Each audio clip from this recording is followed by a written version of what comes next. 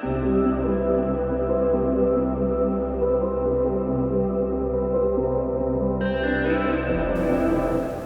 hello world, welcome back to another one of my videos.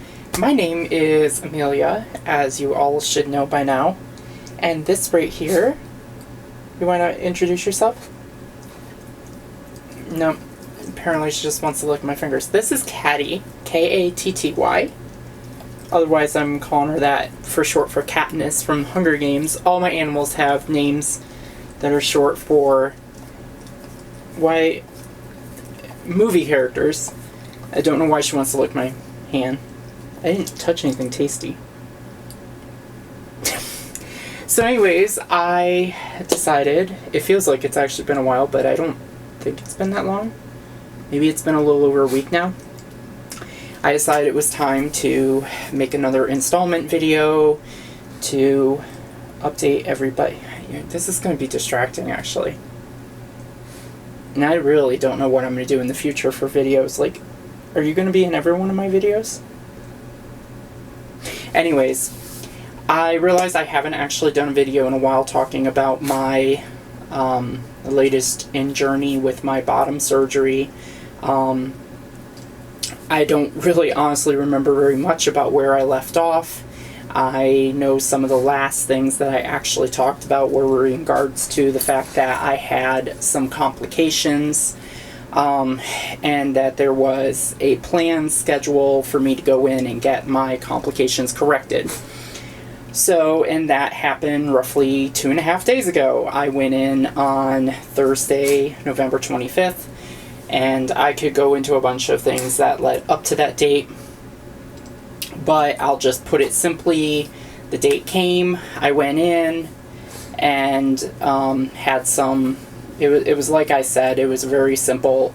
I had a tear that happened in my perineum. The skin slipped upwards.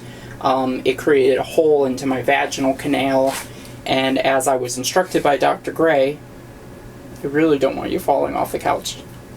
As I was instructed by Dr. Gray, she told me just to start dilating through my tear, which was all fine and dandy. Like, it worked out fine, and I think in some ways it contributed to me having an overall better result. I'm very happy with things. But also in another way, it shouldn't have been in the first place. And I am very happy that I had the team I had. I'm very happy that things went the way they did as far as the financial aspect. Like, for example, something I haven't really had much of an opportunity to report is that basically my entire bottom surgery cost me $0. It was basically a free operation for me, which is a miracle in itself. And the reason that is because my insurance covered the vast majority of the surgery. They paid about $70,000 towards the procedure.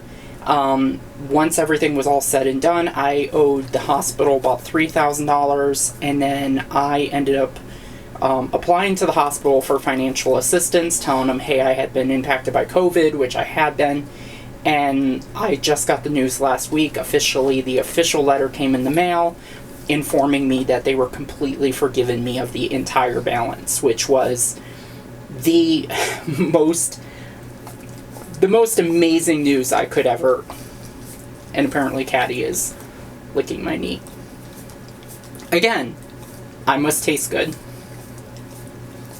I didn't go dive in caramel or something. Why are you licking me? So anyways, I just thought it was a good idea for me to update people, let them know that I went in for that. I do want to say, I want something I do want to be very honest about is that it has definitely been a very up and down adventure in regards to dealing with KU Med and dealing with Dr. Gray. I don't want to say anything negative about my experience, because every patient is going to have a different, unique experience.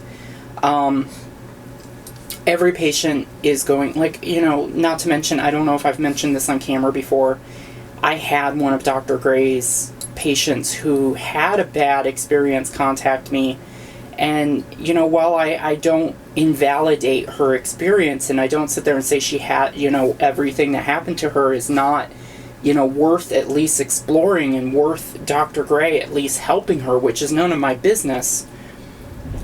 It still is something. It still is something that it makes a whirlwind of just things that consider in the overall adventure. I had my experience and everyone else has their experience, and I'm sure there's even some that have better experiences than me. And I also had a really positive experience because I live so close by. I'm only a 20-minute drive from KU Med, so it really wasn't that much of a difficult, it wasn't very difficult to get access to their services and be able to see their PT. Like, I was told on the very early appointments that their PT, Trisha, actually says that she feels like they very much underutilize what she has to contribute to Dr. Gray's patients. So I would like to say, personally, one of the things that I experienced that was kind of a disappointment as far as my surgery went was that, and again, I feel kind of horrible by bringing this up. I feel like there is some... Dr. Gray, definitely the way that she operates her approach to these surgeries is a little different than what you find in the rest of the country. She has her own approach. She has her own feelings about it. She's not like... there is definitely a vast array of different emotions and different... I can't even put it into words. I don't know if I've mentioned it in other videos about how different surgeons, like some of these surgeons that do bottom surgery and do all these other affirming surgeries, they do, some of them do it with an ulterior motive. They do it for reasons that they want to, they do it with a hidden agenda. And while I would definitely say that Dr. Gray does not do any of her affirming surgeries with a hidden agenda, she is definitely a very unique character. I'm being interrupted by a cat now. Your food is in the other room now. Your princess is in the other castle. Right? I think that it was very difficult to... It was very difficult to deal, like for me, because I was expecting, because I had seen so many, and matter of fact, probably even Dr. Gray deals with this too, because so many of us trans women deal with surgeons with ulterior motives, we run into these people, we run into these surgeons with these ulterior motives, and what ends up happening is that when we meet someone like Dr. Gray, there can be a bit of a question of, is this genuine? Are they doing this genuinely? And like in my case, when I went and we were sitting down and we were figuring this whole thing out and being like, hey, this is what we're going to be doing, on my very last checkup with Dr. Gray, she was in and out of the room. Like, she came in, I got very little chance to talk to her and be like, hey, what are we doing in the surgery? She's like, okay, we'll just see you on November 5th, or matter of fact, I think she was like, oh, we'll just see you on the revision date.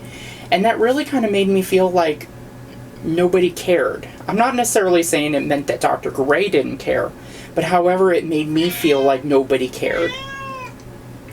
And that was kind of hard, because then I sat there and I was like, Judy, please help me, please advocate. And I felt like she didn't want to advocate for me. She didn't want to push against the grain. And that gave me a lot of trouble. Come on. Really. And I sat there and I just kept asking. I was like, please advocate for me, please, And it finally took me a lot of effort to finally get a telehealth appointment with Dr. Gray and sit down and say, please, this is how I feel. Because I feel like I kind of got ignored in that last sit down, now I kind of feel like I said some things that kind of offended Dr. Gray, and that's the truth of it. I feel like she kind of got a little offended at me, and even though on November 5th, when I finally apologized for some of the things I said that I felt like she kind of took the wrong way, I feel like even when she told me, oh, well, I think I understand now, I really don't think she did. Hi. And that, it was kind of hurtful to me. Because I want to tell her, I want her to know that I do trust her. And she did do an amazing thing for me. Like, I don't think... I think it's just important for a lot of people to understand that people... Being transgender is a difficult thing. Running against the grain, running against what is cultural. You are constantly being pounded with people telling you to go to certain places, to do certain things. So when you're going against these you're going against what everyone else thinks you should do, it can be a bit of a headache. It can be a bit of a frustration. And it's been a real ride. I mean, I can say, I never imagined this to go the way it did.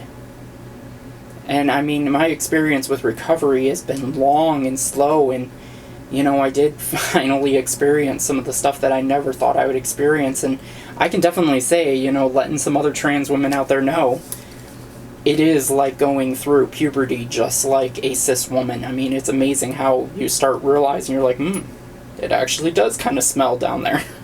And you're like, I do have to actually start keeping it clean down there, and things like that. That's really an experience. And I mean, just kind of off subject, you're looking at me again.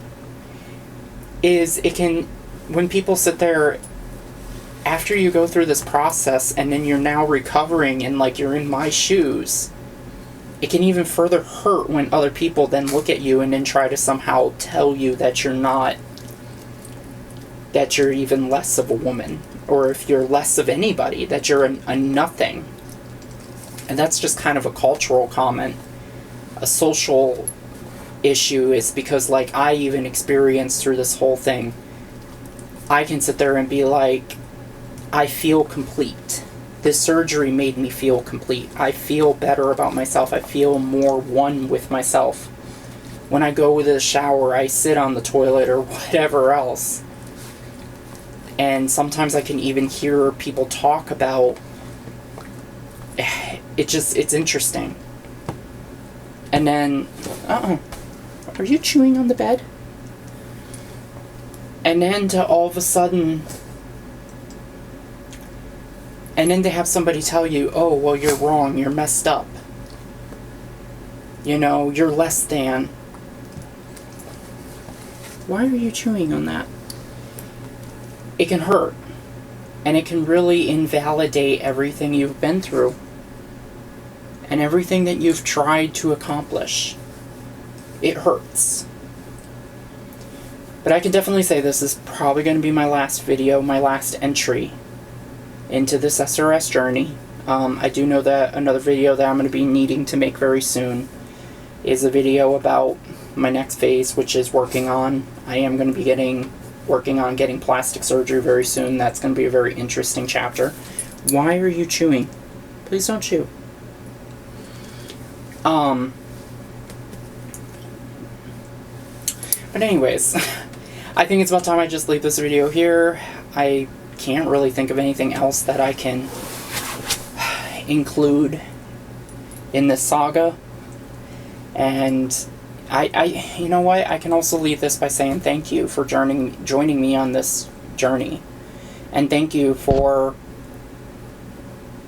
I can remember recording this very first video of when I started this journey of getting my bottom surgery. Actually, now I'm looking back on it. I mean, it was around this time. Man, it's actually kind of scary. Now, it's just now all of a sudden hitting me on camera. It was right around this time last year that I finally made the decision to call and to start exploring my bottom surgery. And I called and I made the consult, and it was roughly later in November of last year I got my consult. And here I am 1 year later post-op. And still recovering, but the bulk of the recovery is done. And I'll be going back to work very soon. And work is a adventure in its own. And I'm being licked again. So it's very nostalgic, and I want to thank everyone for watching through this. And I mean, what were we on, like 15, 16 parts? And I know some people appreciate these videos, and that's very, it's something that I appreciate, and it really makes me feel great that I put in the time to help other people. So anyways, I will see everybody in the future videos, which will not be about this anymore. And do not forget to like and comment and let me know how amazing, whatever else you want me to ever talk about. I mean, it's not like I'm never going to talk about this ever again. So I will see everybody in the next video. Say goodbye, Caddy. Apparently Jesse's actually going to go off screen. So, see you all later. Bye.